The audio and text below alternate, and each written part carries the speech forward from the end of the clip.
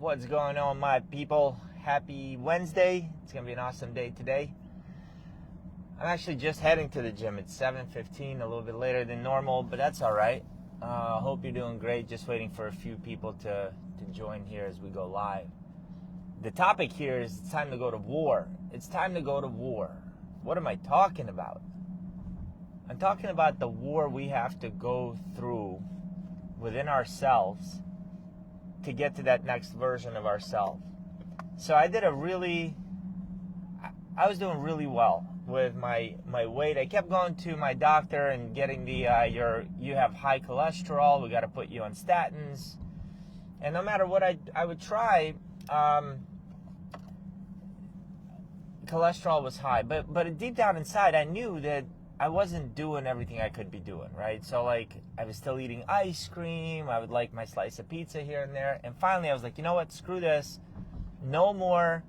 I never want to hear statins or medicine. Like I know cholesterol runs high in my family.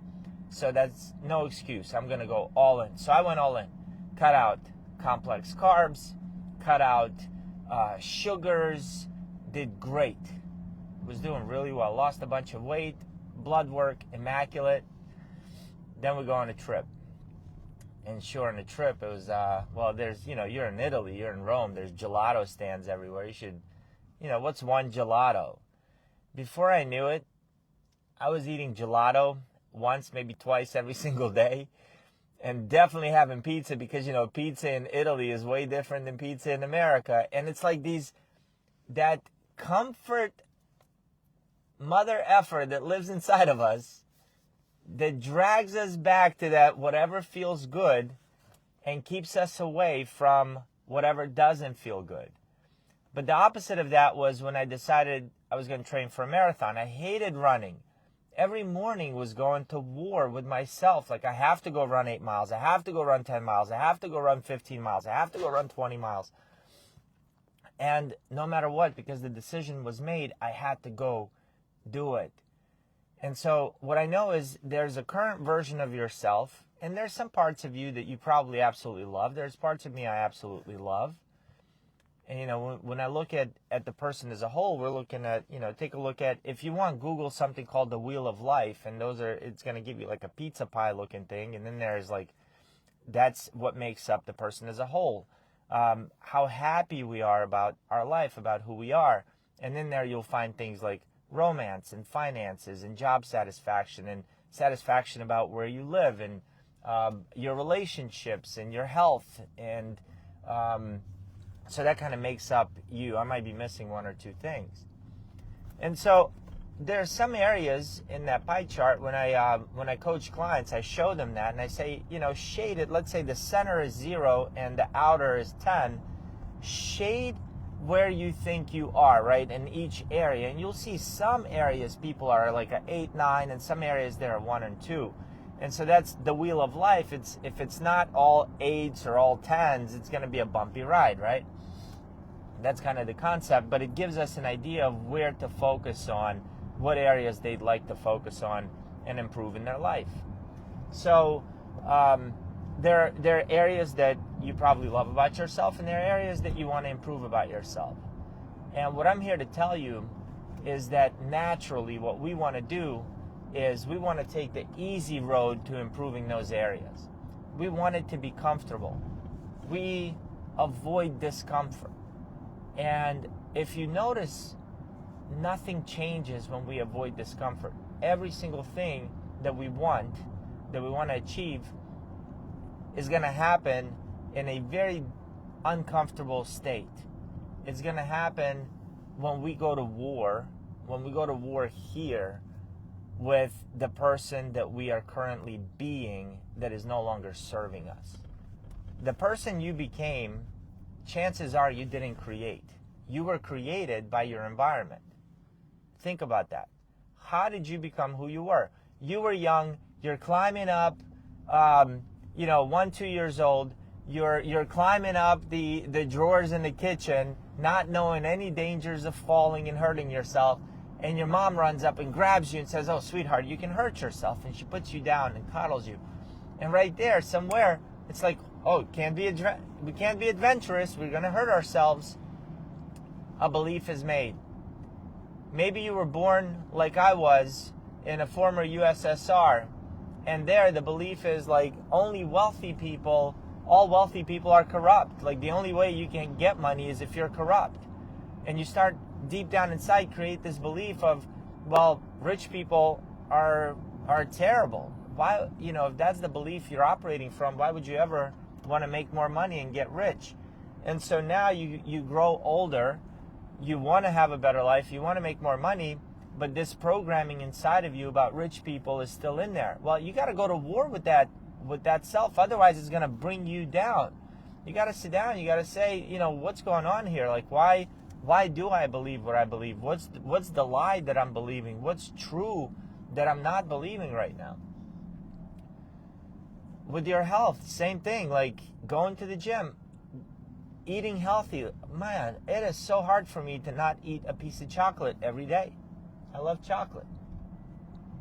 And some people might say, well, Eric, what's one piece of chocolate, right? Like you can have a piece of chocolate. Yeah, I can, but I can't because one leads to two. I can never just have one. It's always more than one.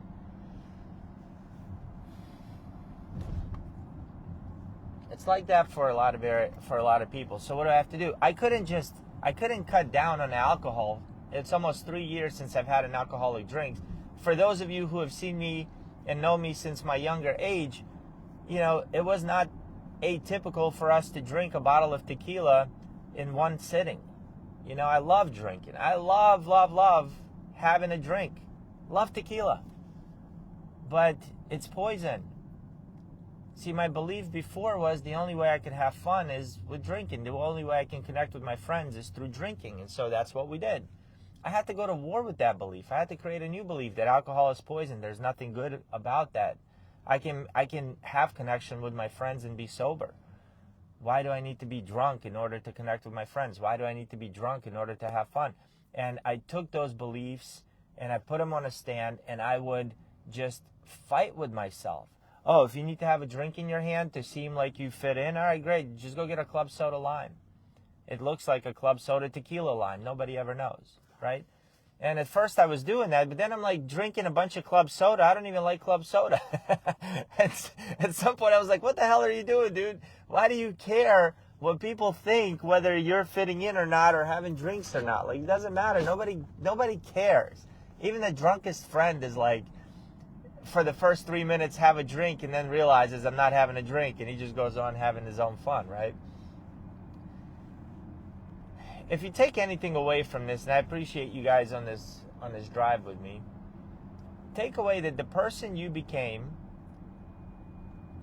by default in most areas of your life. Somebody else programmed you, your belief system, the language you speak. You didn't choose the language you speak. You didn't choose the beliefs you have. You didn't choose your religion. You didn't choose your political affiliation, most likely. Most of you are old enough now, you probably did choose your own political affiliation. But what I'm saying is the belief, how to raise your kids, you didn't choose that. Good morning, Rhonda. That was all default, right? That was by default. But now as adults, we can live life by design. So we got to take a look and say, okay, what's not serving me? What do I not like? What do I want to change? And then go to freaking war. It's going to be uncomfortable. It's going to be painful. You got to take action that might make you feel stupid at first. It might embarrass you. You're not going to be good at it, whatever it is that you want to do. But it's all a requirement. It's all a requirement for us to do that. Imagine as a baby, you start walking and take 2 steps and you fall down. Imagine what would happen if we were like, whoa, that was embarrassing. People looked at me and laughed. I fell down. Not getting up and doing that again. Can't do that. All right. So it's November. We got December next year, right? All this coming together right now. I'm asking you to start really thinking about who it is that you want to create yourself to be. What's the life that you want? And who is the type of person that you need to be in order to live that life? You can start now, but first we got to create that image here. We got to understand who it is we're growing into, and then you got to kill the you that is currently existing that you no longer like. And that's the part. Your current self is going to be fighting for its life. It's going to be fighting not to get killed. But we got to do it. We got to let it go. There's a 2.0, 3.0, 5.0 version of yourself out there that you deserve to become, because that's what you truly want. But this current you, these current belief systems that you have are holding you back. And I'm telling you, with extreme focus, with a desire to get into the discomfort and sit in there until you become who it is you want to become, if you don't do that, you'll continue staying where you are. All right, my friends, I'm going to go